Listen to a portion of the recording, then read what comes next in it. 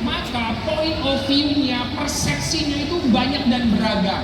Dan yang terakhir, ternyata anak-anak remaja sekarang, Gen Z dan juga generasi Alpha, sangat rentan dengan masalah kesehatan mental. Mental health problem itu banyak sekali di anak-anak muda di zaman sekarang ini.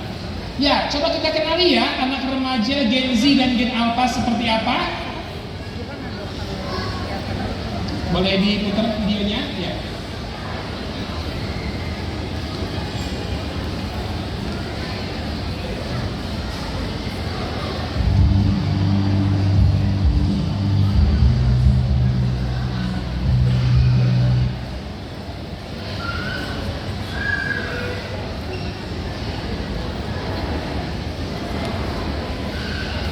Ya, jadi anak-anak generasi Z dan Alpha ini seperti ini dia, gitu ya.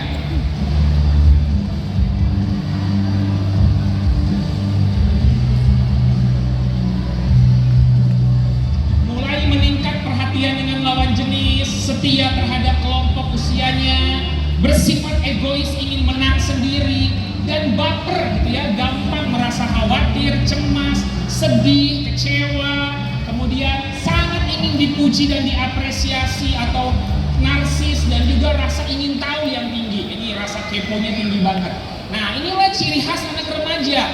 Para orang tua itu banyak sekali yang agak gagap ya berhadapan dengan anak-anak remaja dengan berbagai ciri khas seperti ini. Dan ternyata Bapak Ibu sekalian, boleh slide berikutnya ya.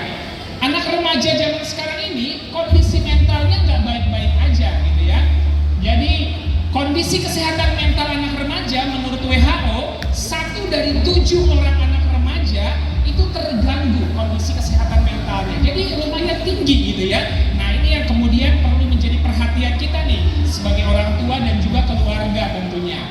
Masa anak remaja ditandai dengan masa-masa pertumbuhan, bukan cuma fisiknya tapi juga otaknya, mentalnya, dan juga sosialnya. Zaman sekarang bukan zaman yang gampang buat anak-anak muda dan remaja. Stresor yang mereka hadapi, konflik, trauma yang mereka dapatkan, bullying di sekolah, relasi yang buruk, orang tua juga yang tidak bisa menerapkan pola asuh yang baik, menyebabkan kemudian anak-anak remaja ini akan stres dan kemudian melakukan self harm dan juga terganggu kondisi pada akhirnya. Slide berikutnya.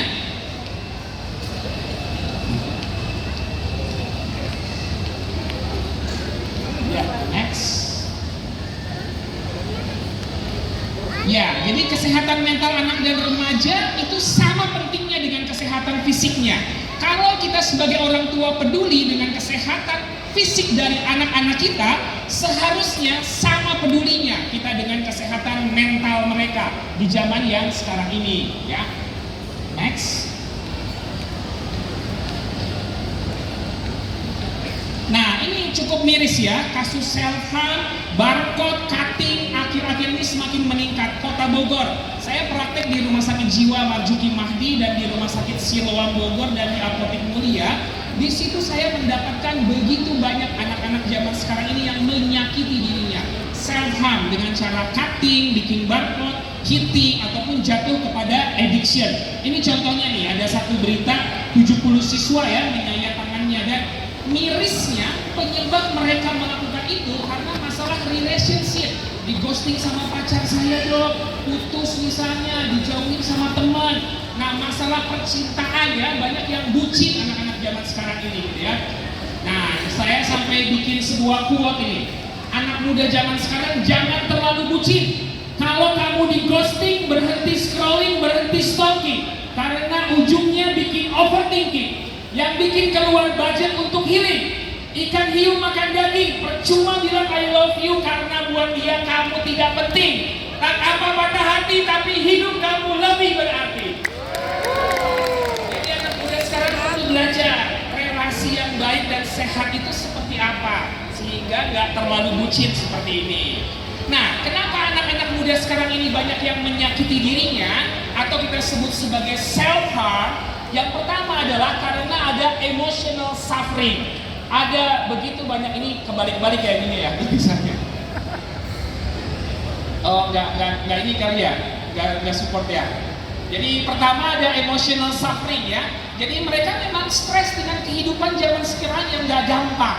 Dan kalau anak muda, anak remaja ini tidak punya manajemen stres yang baik dan tidak ada support system yang cukup, maka beban emosional itu semakin bertumpuk dan overload. Dalam satu waktu mereka akan panik, bingung, saya harus ngapain ini? Saya pengen memindahkan nyeri secara emosional kepada hal yang lain. Nah, kepanikan itulah yang kemudian mereka melakukan self-harm.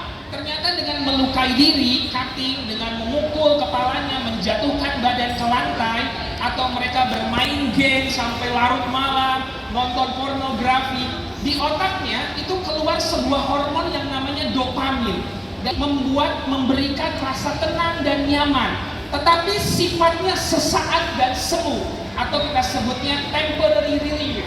Dan kalau sudah enggak lagi, maka akan muncul rasa malu, kecewa, sedih yang memperberat beban mental emosionalnya. Dan kalau dibiarkan siklus ini berlanjut, maka anak ini akan terganggu kondisi mentalnya. Jadi Bapak Ibu sekalian, ketika ada anak remaja yang menyakiti dirinya, yang self-harm, cutting, barcode, hitting, jangan cepat-cepat menghakimi mereka. Jangan cepat-cepat berikan nasihat yang terlalu banyak, ayat-ayat gitu ya. Karena self-harm is a crying for help. Mereka sedang menangis minta tolong. Karena mereka tidak punya pilihan yang lain untuk keluar dari penderitaan, trauma, dan luka yang sedang dirasakannya pada saat itu. Nah, stres pada anak dan remaja ini banyak banget terjadi gitu ya. Jadi kalau saya boleh rubah lagu balonku menjadi begini. Meletus atau tidaknya balon hijau, hati ini sudah sangat kacau. Lalu apalagi yang dapat kupegang erat-erat? Wah, ini mau gambarin gitu ya, bahwa anak muda zaman sekarang ini gampang banget terkena stres gitu ya, masalah dengan kesehatan mentalnya. Nah, kita belajar yuk, gejala-gejala stres apa yang bisa muncul pada anak remaja. Dibagi menjadi 4 komponen gejala stres itu. Yang pertama adalah gejala emosi. Kalau anak remaja ini emosinya mulai labil, sensitif, mudah tersinggung, gampang marah gitu ya. Kemudian gelisah, cemas, merasa diri sendirian, tidak gembira, sedih. Nah, inilah gejala emosi.